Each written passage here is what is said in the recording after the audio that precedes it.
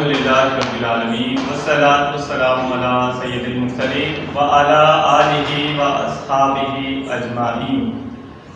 رسول کریم صلی اللہ علیہ وسلم نے ارشاد فرمایا، جب شہید کی موت واقع ہوتی ہے تو اس کو جو درد کی شدت ہوتی ہے وہ چیونٹی کے کاٹنے کی مانند ہوتی ہے، یعنی بہت معمولی سا درد اسے محسوس ہوتا ہے۔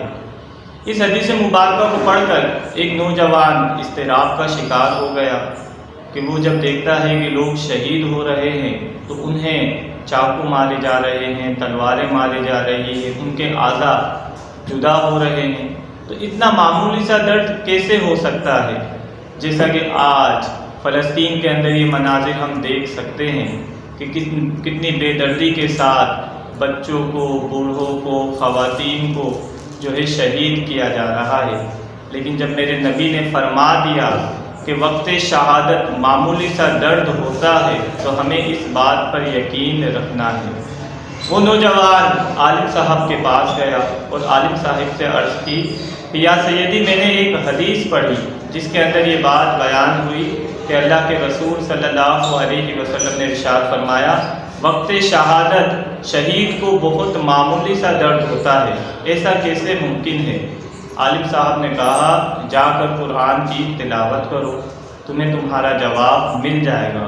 وہ قرآن کی جانب رجوع کرتا ہے، جب قرآن کو پڑھتا ہے تو اسے جواب نہیں ملتا۔ وہ دوبارہ عالم صاحب کی بارگاہ میں آتا ہے اور عرض کرتا ہے کہ یا سیدی، میں نے قرآن کو پڑھا، باغور پڑھا، لیکن مجھے جواب نہیں ملا۔ عالم صاحب کہتے ہیں اب جاؤ سورۃ یوسف کی تلاوت کرو۔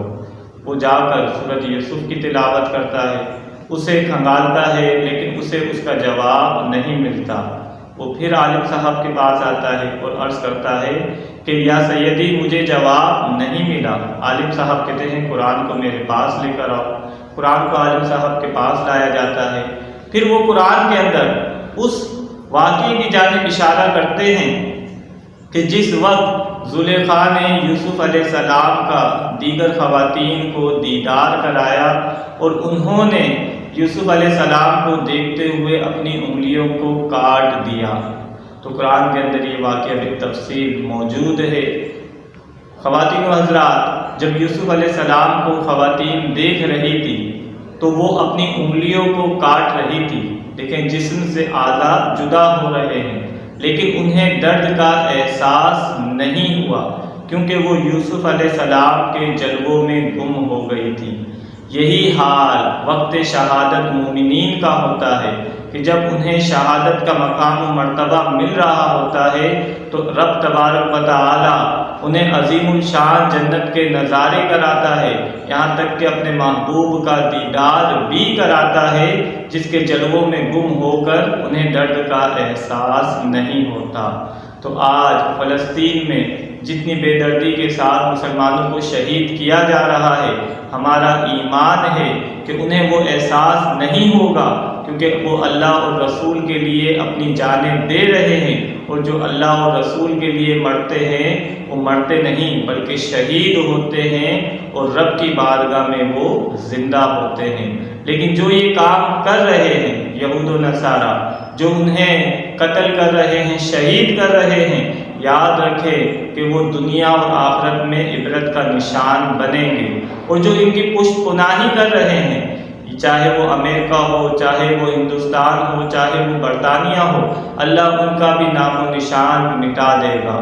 اور جو مسلم حکمران بے حسی کا مظاہرہ کر رہے ہیں، ان کے لیے آواز نہیں اٹھا رہے ہیں، وہ بھی دنیا و آخرت میں ذلت سے ہمکنار ہوں گے۔ مسلمانوں کو اپنے حصے کا کام کرنا ہے کیونکہ رسول کریم صلی اللہ علیہ وسلم نے فرمایا، تم جہاد کرو اپنے مالوں کے ذریعے، اپنی جانوں کے ذریعے۔ تو ہر انسان کو اپنے حصے کا جہاد کرنا ہے۔ جو قلم کے ذریعے جہاد کر سکتا ہے قلم کے ذریعے جہاد کرے، جو زبان کے ذریعے جہاد کر سکتا ہے زبان کے ذریعے جہاد کرے، جو اپنے مالی امداد کے ذریعے جہاد کر سکتا ہے وہ مال کے ذریعے جہاد کرے۔ اور یہود و نصارہ کی چیزوں کا بائیکاٹ یہ بھی جہاد کا ایک طریقہ ہے۔ اللہ کریم ہمیں ان باتوں کو سمجھنے، عمل کرنے اور دوسروں تک پہنچانے کی توفیق عطا فرمائے۔